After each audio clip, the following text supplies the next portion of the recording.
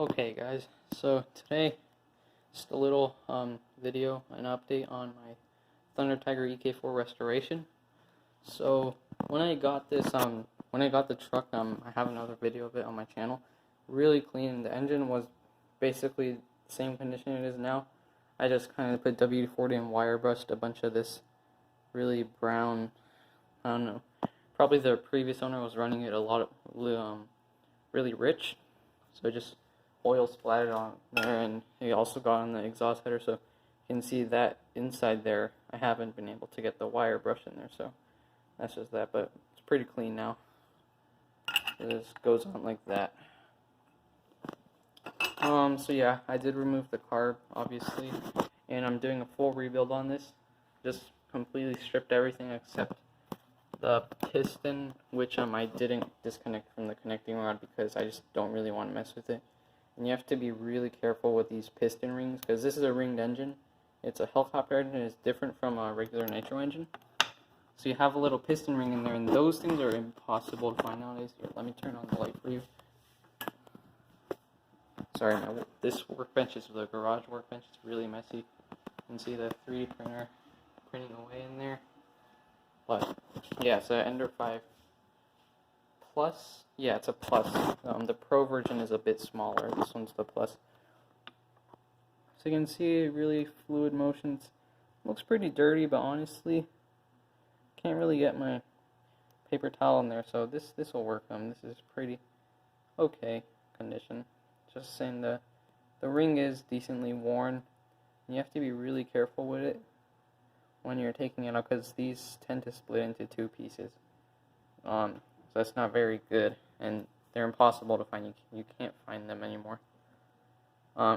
Here's the cylinder, the sleeve. It's pretty okay condition. Obviously, use a bunch of afterburn oil when reassembling it. And note the direction. So it goes in this way, with the notch facing forward on this little pin. So the reason I took this apart is because it needed a new bearing swap. So the front bearing was really leaky. It was just leaking oil everywhere, and it is a bit notchy, along with the back bearing as well. I can feel it's a bit notchy, and there's a little bit of resistance. So that's not good. So I'm replacing those. I got a set on eBay for about 15 bucks, and that's including shipping for metal bearings from Nachi. So those should be arriving today soon. That's why I started taking it apart today. This is just the starting shaft, I guess. It goes on to the one-way bearing in this.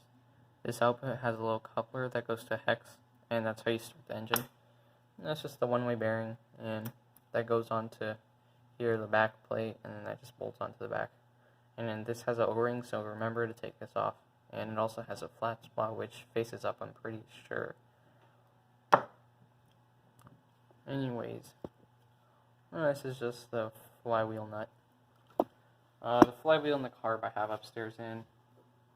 This is the crankshaft, so I mean, pretty normal, not really much to say about it. But yeah, the piston is just ridiculously huge, guys. Look at this, guys.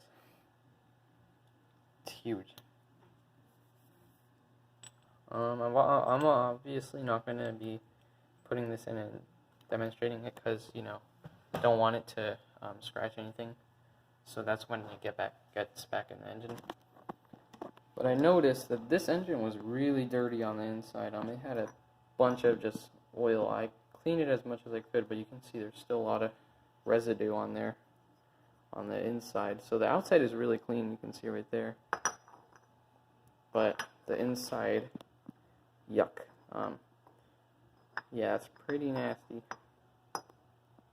But I mean, once I replace the bearings, I hope it does run. Yeah, it's just a little update for you guys on the EK4. Oh yeah, to get this thing out, this thing was stuck in there, so I had to do it with the blowtorch, and also to get the bearings out too, I had to use a blowtorch. But yeah, other than that, it was pretty smooth to get it out, and it wasn't too terrible, too annoying. So I mean, yeah, that's a little update on the EK4 for you. Hope you guys enjoyed the video. More updates coming soon. Thanks for watching, and I'll see you next time.